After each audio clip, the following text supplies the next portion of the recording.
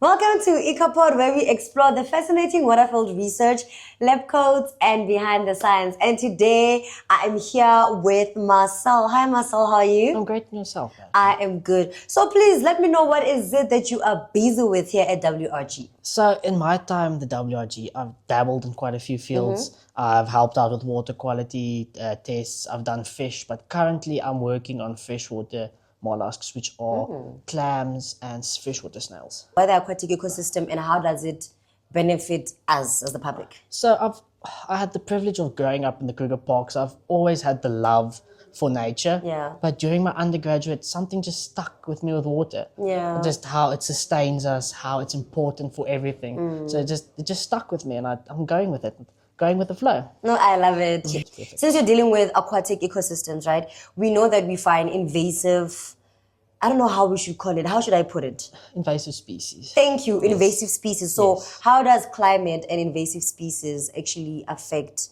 our country and the fresh waters? So unfortunately, South Africa's got quite a few species of invasive species, so it's quite concerning. So some of the species are more well known, like the quilted melamine snail. It's spread basically over the whole country, but then you've got the unknowns that people have introduced to pet trade plants. So the known snails, we can measure the extent, and climate change looks like it's going to increase the habitat that's suitable for them. Okay. But the ones that we don't know about, we can only make a guess, which is the bad part, actually. So do you find your study very overwhelming? And what is that one thing that you feel like the people have to know about invasive species? So I don't find it overwhelming. I find it quite interesting. I love learning. It was a new field for me, working in invasive biology, so it's quite cool. And the one thing people should know is the introduction of invasive species can be stopped. If we just control what we bring into the country and how we bring it in, you can cut out probably 50% of the introductions. The other half, like with fish, for example, are brought in because the species are better for food. So they get bigger, they grow faster, so it's easier as a food source. So we can all control the species that we bring in. Oh, okay. Yeah. How is your research going to help your group and other groups that are going to come after you and like in the next 5 to 10 years? So the field of climate change in our research group is quite new. There was a few people who've done it in the past, but not really as in depth. So it's paving a new road using all the data we've gathered throughout the years to actually create something that we can use in the future. You can create models that can be carried over to the next student, and then you can use it as a baseline and see, okay, we predicted this for 10 years' time. Yeah. Is it actually like this? How close was our predictions to reality?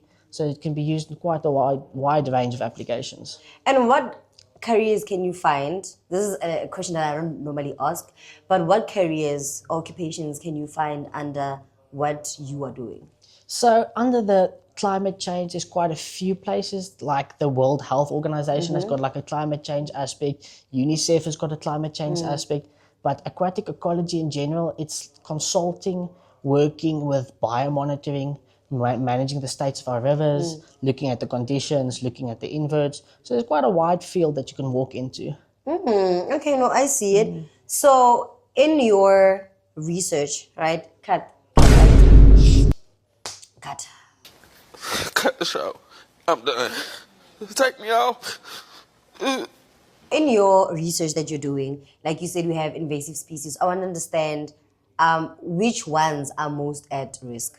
So in terms of our native species, we've got quite a few endemic species which only occur in South Africa. So the Western Cape is quite special in that terms. I think there's 5 or 10 species of snails that only occur there in certain areas. So if these invasives move to those areas, they can completely wipe out the species completely. And then there's areas that we don't know everything about them yet. So we could lose species that we haven't even discovered yet. Yeah. So it can go completely unnoticed that we're losing something, which is quite scary, actually. Okay, no, what you're doing is really needed in our country because that is just crazy. That is so wild. So what would you say to someone that wants to be or take part in what you're doing? So you need a passion. It's not always fieldwork based. It's sometimes long hours behind a computer. You actually need to be passionate about what you're doing. You need to be passionate about aquatic ecosystems. You need to be passionate about saving the species. Else, if you don't have that drive, you're not going to want to do the work because it's sitting behind the computer, sometimes struggling to get your codes working. So it's long hours, but if you've got the passion, it's something that can really work well. So now it's time for our fun random questions. Yes, are you ready? I'm ready. So you have the long questions version. Okay. So I'm gonna ask you a question. You have to write an essay. An essay? Yeah, but of like 10 words. 10? Not Okay, got it. 500 to 1,000 words. Okay, 10 words, got it. Sharp. So how do you think your research is benefiting countries or different regions? So the research in invasive species, if you can cut them out, you can better maintain ecosystems as they are and keep them closer to natural. So if you can create an ultimate research setup, field or lab, which one would it be? Currently, I would probably say a lab setup. You can get quite cool computers and microscopes that you can do quite cool stuff with. Yeah, you look like a tech guy. And the last question. Yes. What is that one lab equipment that you can't find yourself living without? Does it need to be scientific based or It doesn't matter. As long as a lab equipment that you know you can't live without. noise cancelling headphones? Really? You need noise cancelling headphones. If you don't have noise cancelling headphones, you've got some problems, especially if you're sharing a lab with somebody. They could be using quite noisy equipment. Headphones are a wonderful thing. I'm shooked. Why I'm shooked? Because you're the first person to not say microscope. I'm so proud of you. Give him a round of applause. Beautiful. But I get you on the noise cancelling headphones. You just need to be in your own world. It's essential. So that you can get to what you need to get to without any distractions. Exactly. But you know what? Thank you so much to Marcel for joining us on this beautiful, amazing episode. So you better stay tuned for more episodes coming up because this department, there's a lot to unpack. Bye.